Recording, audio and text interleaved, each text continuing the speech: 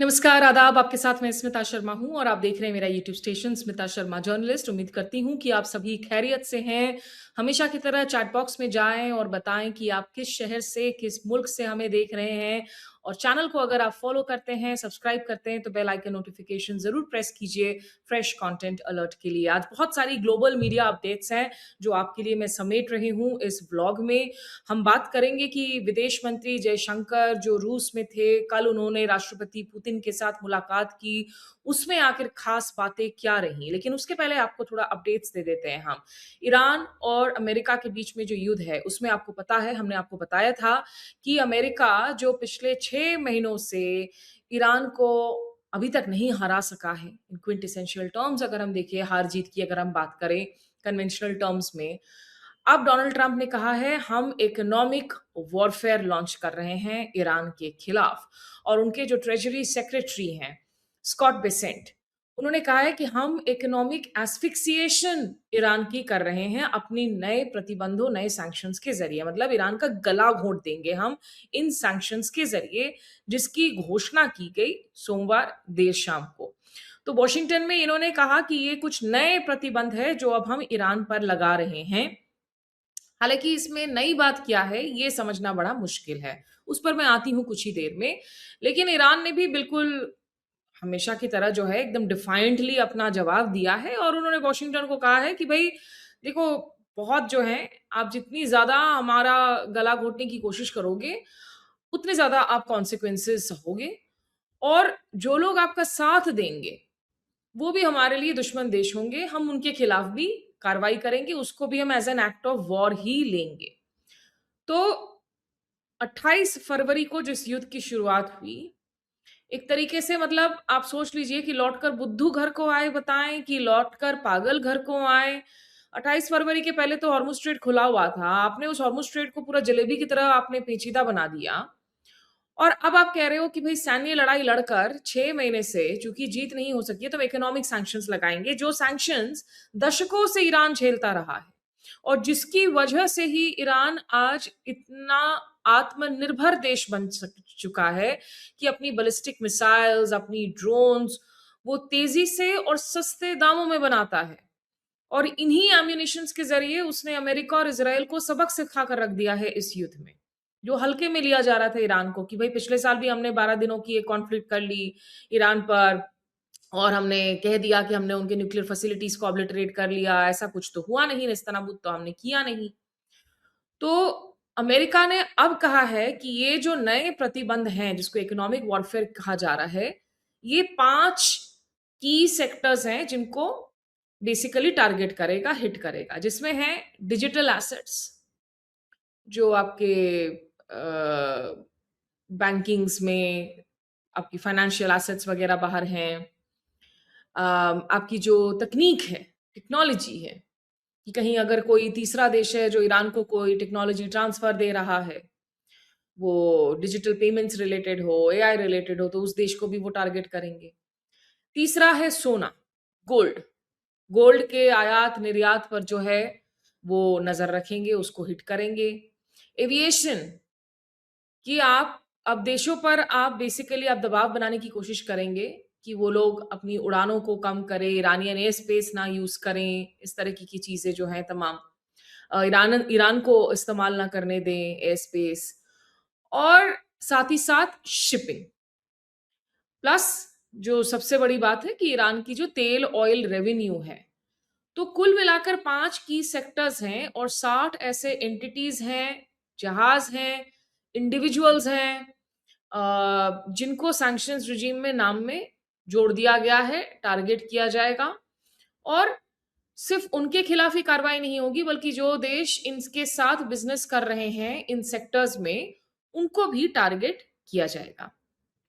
तो फातिमी मोशेरानी जो कि ईरानियन सरकार के प्रवक्ता हैं, जो प्रवक्ता हैं, स्पोक्सवुमन हैं इनफैक्ट, उन्होंने कहा कि ईरान हमेशा से आर्थिक डिफ़िकल्टीज़, हार्डशिप से गुज़रता रहा है, ये कोई नई बात नहीं है और उधर ईरान के जो सिक्योरिटी चीफ़ हैं, मोहसिन रिज़ाई, उन्होंने कहा है कि तेहरान अब गल्फ़ ऑयल को पूरी तरीके से निर्यात होने से रोक सकता है, अगर अमेरिका ने दूसरे देशों पर ये दबाव जारी रखा कि आप ईरान के साथ इन तमाम सेक्टर्स में अपने बिज़नेस को पूरी तरीके से बंद कर दें। और ये उन्होंने भी दोहराया, मोहसिन रिज़ाई ने भी, कि जो देश अमेरिका के साथ खड़े होंगे, उनको भी हम टारगेट करेंगे। तो अमेरिका एक तरफ कह रहा है कि भई हमारी मिलिट्री स्ट्राइक्स की ऑप्शन वो अभी भी टेबल पर हैं, लेकिन ये इकोनॉमिक वॉरफेयर है। आइए आपको सुना देते हैं कि जो स्कॉट बेसेंट है, ट्रेजरी सेक्रेटरी, उन्होंने क्या बात। Today, at President Trump's direction, the United States Treasury has begun Operation Economic Outcast, an unprecedented campaign against the Islamic Republic of Iran and its enablers. In the Second World War, D-Day marked the historic beginning of a campaign with our allies to target and drive the enemy from its positions, including those in third countries. Today, in that same spirit, we are launching an economic onslaught against Iran's financial connections around the globe. Our objective is to sever every economic lifeline that sustains this tyrannical regime until Tehran stands alone. Iran's fanatics devote themselves to death to America and seek nuclear weapons to do just that. They have murdered and maimed more of our citizens and service members than any other terrorist regime on earth. And they have been at war against America, their neighbors in the Gulf, and much of the world for 47 years. President Trump has taken action that his predecessors have long deferred. And under his leadership, America is no longer managing the Iranian threat. We are ending it. Our great armed forces have laid the groundwork for achieving the President's objective of preventing Iran from ever obtaining nuclear weapons. They've shown America's resolve to finally end this threat.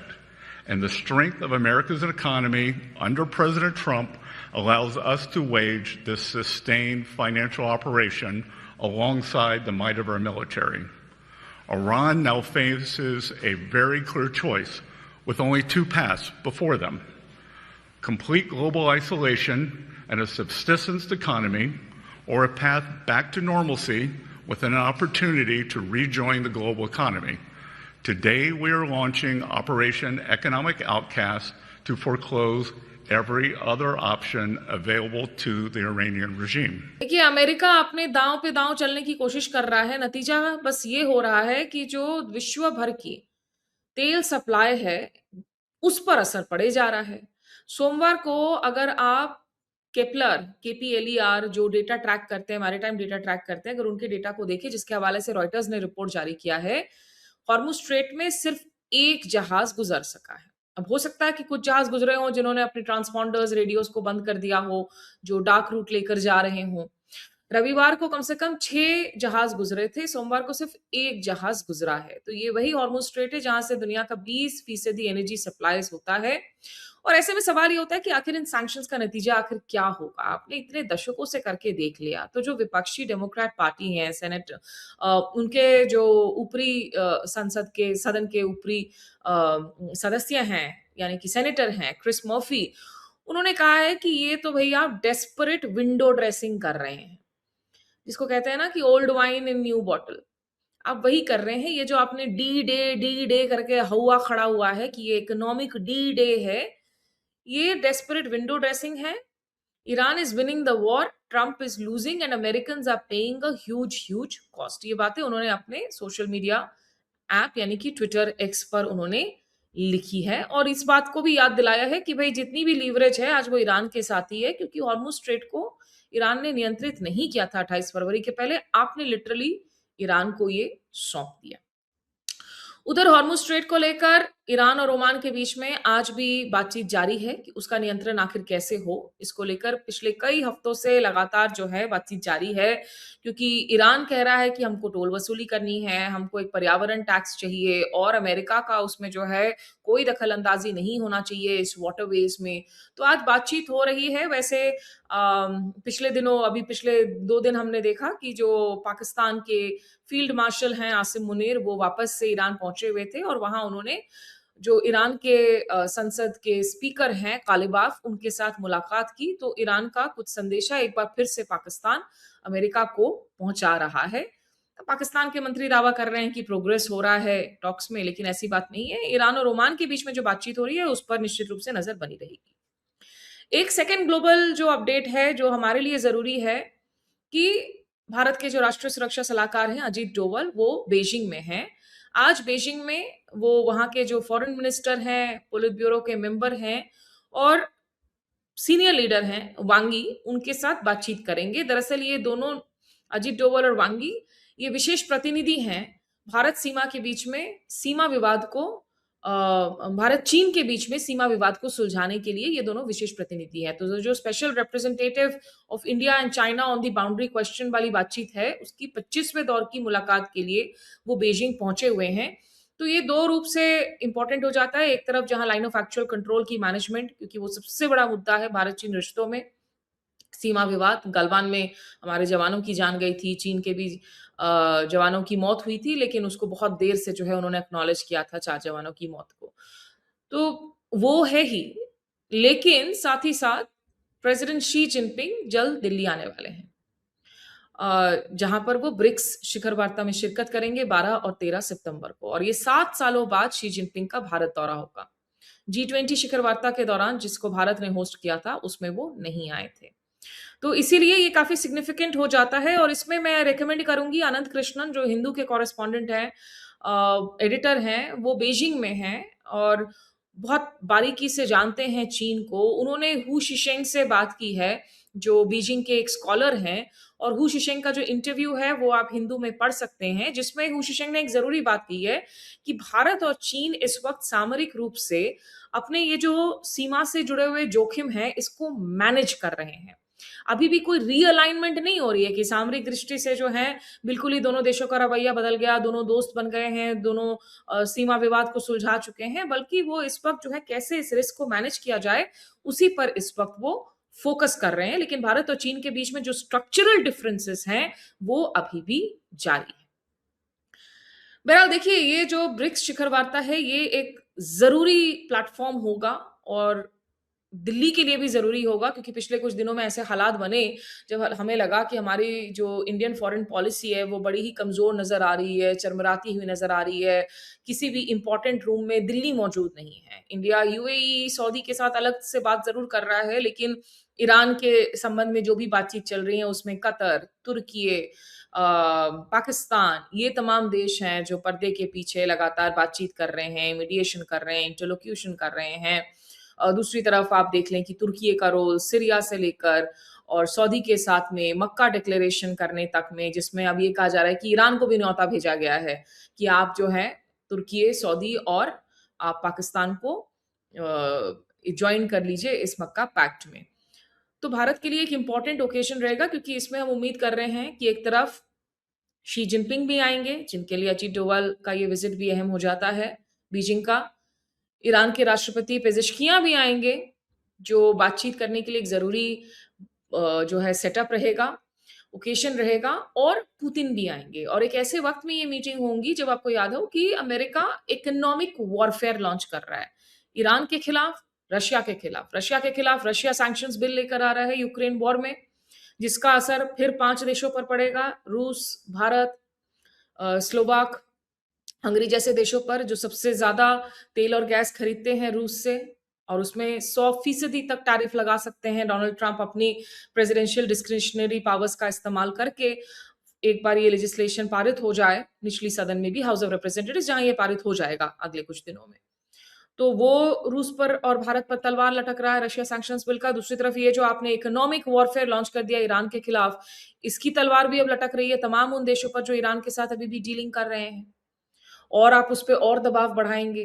तो जैसे-जैसे Donald Trump trade को वेपनाइज़ कर रहे हैं, कल हमने अपने vlog में डॉक्टर कनिका राखरा से बात की थी, वो जाकर देखिएगा कि कनाडा और अमेरिका के बीच में अब जो दरारें इतनी गहरा गई हैं, वहाँ पर उनकी फ्री ट्रेड एग्रीमेंट की बातचीत जो है पूरी तरीके से चरमरा गई और डोनाल्ड ट्रंप ने 50% कहा कि हम टैरिफ्स ठोक देंगे कनाडा पर। तो कनाडा ने कहा कि हम डॉलर टू डॉलर मैच करके जो है आप पर हम जवाबी टैरिफ्स ठोकेंगे। तो डोनाल्ड ट्रंप लगातार ट्रेड को वेपनाइज़ कर रहे हैं, इसको एक हथियार बना रहे हैं और लोगों पर चोट कर रहे हैं, देशों पर चोट कर रहे हैं। क्या दोस्त हो, क्या दुश्मन हो, तो कभी वो फ्री ट्रेड एग्रीमेंट को हथियार बना रहे हैं, कभी वो सैंक्शंस को हथियार बना रहे हैं। इसीलिए जो सारे देश हैं, वो आपस में मिलकर, जिसे हम अंग्रेजी में कहते हैं trying to hedge their bets, कि भाई अमेरिका के ऊपर तो अभी कुछ भरोसा नहीं है 2029 तक, भले ही मध्यावधि चुनावों में डोनाल्ड ट्रंप कमजोर हो जाएं, अगर सीटें हारते हैं वो यूएस कांग्रेस में, लेकिन टर्म उनका 2029 तक है। तो how to bide over this crisis, ये अभी एक ग्लोबल कॉन्वर्सेशन चल रहा है, जिसकी वजह से तमाम देशों को अपने अपने इंटरेस्ट के हिसाब से बातचीत करनी होगी। और इसीलिए ब्रिक्स, एससीओ जैसे फोरम इंपॉर्टेंट हो जाते हैं, जहां रूस, चीन जैसे जो सबसे इंपॉर्टेंट स्टेक होल्डर्स हैं, जब ईरान के साथ ट्रेड की बात हो, या जब भारत की रोल हो जाती है जहां हम तेल अपनी खरीदारी की बात करते हैं, तो इन तीनों देशों का साथ आना और भारत के साथ मिलकर बातचीत करना जरूरी होगा।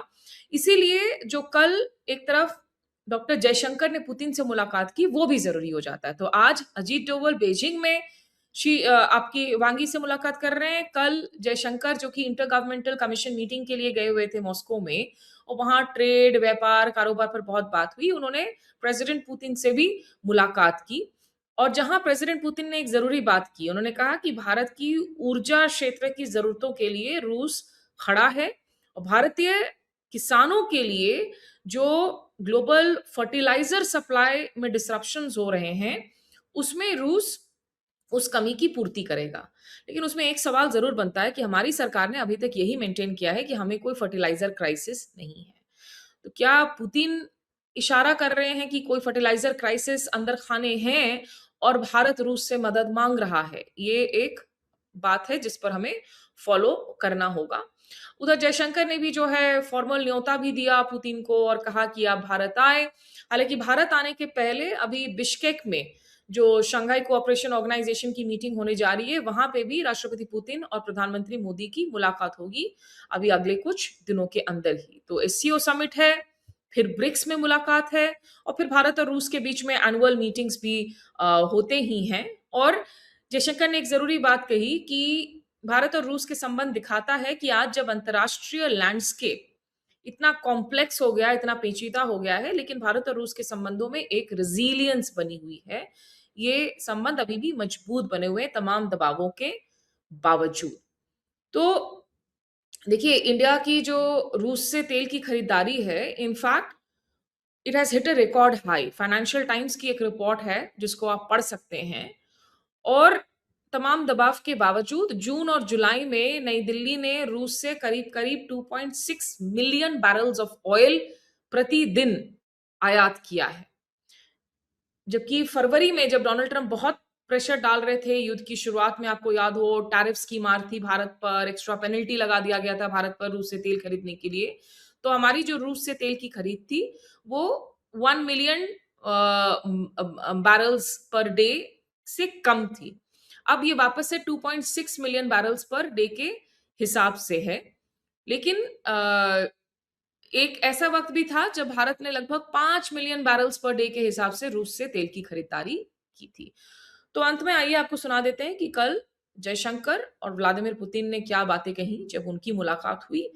और बहुत सारा चेस बोर्ड हो रहा है, लेकिन इसमें एक तरफ जहां युद्ध चल रहे हैं, युद्ध की वजह से रीजनल अलायंसेस बन रही हैं, तो दूसरी ओर डोनाल्ड ट्रंप की आर्थिक युद्ध की वजह से भी जो पुराने अलायंसेस थे उनमें नई जान फूंकी जा रही है। तो भारत कनाडा भी अपने डिफरेंसेस को सुलझा रहे हैं, ट्रेड पर बात कर रहे हैं। उधर भारत, रूस, चीन भी जो है ब्रिक्स से लेकर एससीओ तक एक साथ आकर कैसे इस इकोनॉमिक वॉरफेयर, या इसे आप इकोनॉमिक आतंकवाद कह ले, इससे जूझा जाए, उस पर मत्थापच्ची कर रहे हैं। तो अभी मेरे साथ बस इतना ही। नमस्कार। emphasizes the level of relations that has been existing for many years between Russia and India. We continue this work across all dimensions. I mean, the governmental level, parliament to parliament ties, also the ties of our economic operators and economic agencies. I would like to note that this year our trade volume increased. Last year it diminished a little bit, and this year it is increasing. And this, first and foremost, is the merit of His Excellency Prime Minister, who pays great attention to the development of Russian-Indian relations. In the very beginning of our conversation, I would like to ask you to convey my best regards to Prime Minister Modi. I'm looking forward to meeting him in the near time, as we have already scheduled during the summit of SCO. And also, I believe that our schedule provides for another meeting this year. We are happy to meet you, Your Excellency. I know that you, with your Russian colleague, Mr. Montrov, who is the head of the Russian part, of the Russian side of the Intergovernmental Commission, you have already had very productive work. I believe you have discussed the most important issues. There are numerous, and one of them are energy resources, fertilizer shipments, and we are doing everything possible in order to provide fertilizers for Indian farmers and the agricultural sector. We have been increasing the shipment of fertilizers, and we are ready to continue doing this, including all other issues. Nuclear energy cooperation in high technology areas, in other directions and other dimensions, they all are on the agenda, and they are progressing quite efficiently. Welcome, Your Excellency. Since our last session, our leaders have continued to provide clear direction for our special and privileged strategic partnership.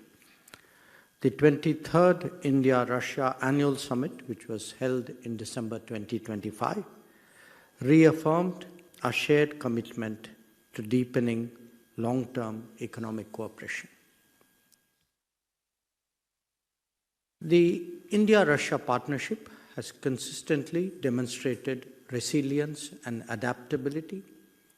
Even amidst a complex international landscape, our engagement has continued to deepen, reflecting the mutual interest and confidence that define our bilateral partnership. Over the last 5 years, bilateral trade in goods has increased more than fourfold, from about $13 billion in 2021-22 to nearly $60 billion in 2025-26.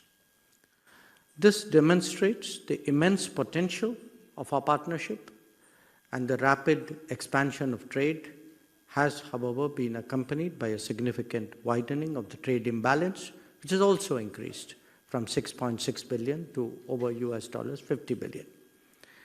Addressing this imbalance is today one of our foremost priorities. Excellency, colleagues, progress on market access, removal of tariff and non-tariff barriers, strengthening payment mechanisms, and stronger business-to-business engagement will be critical for addressing this imbalance and achieving our shared objective of $100 billion in bilateral trade by 2030. We can today also take stock of discussions which have been going on the India-Eurasian Union Economic Union Free Trade Agreement. Excellency, you spoke of our wide-ranging cooperation in many domains, from energy, nuclear, metallurgy, space, railways, fertilizers, to mobility of skills, to connectivity, and to payment mechanisms. I do believe today that our discussions will take each one of these domains forward. As our economic partnership enters its next phase, let me today make 3 proposals for the benefits of the co-chairs of the working groups and subgroups to further strengthen the effectiveness of the IRIGC-TEC mechanism. First, let us focus on implementation and outcomes. Over the years, IRIGC-TEC has evolved into a comprehensive mechanism with an extensive network of working groups and subgroups. Going forward, The effectiveness of our efforts should increasingly be measured by the outcomes we deliver. Each working group must prioritize deliverables to be achieved before the next session and actively engage in problem solving. Second, let us further strengthen our engagement with business. Governments can create enabling frameworks, but it is our businesses that trade, invest, innovate, and create jobs. Our institutional mechanisms should therefore remain closely aligned with the priorities of industry. Regular interaction with businesses and industry associations will help us to identify practical bottlenecks, improve policy responsiveness, and ensure that discussions remain relevant, action-oriented, and commercially meaningful. The holding of Innoprom in India in the coming weeks is a very good signal in that regard. And third, constantly update our view of opportunities and explore new possibilities. The complicated international scenario will constantly throw up fresh ideas because we are all focused on de-risking and diversifying. Economic demands and technology requirements will add to this mix. Our fundamental complementarity still remains underexplored. But even the last few years have seen progress in realizing this potential, and we must take that forward. So let me conclude, Excellency, by reiterating our intention of fully utilizing the IRIGC platform to realize our stated goals. I thank you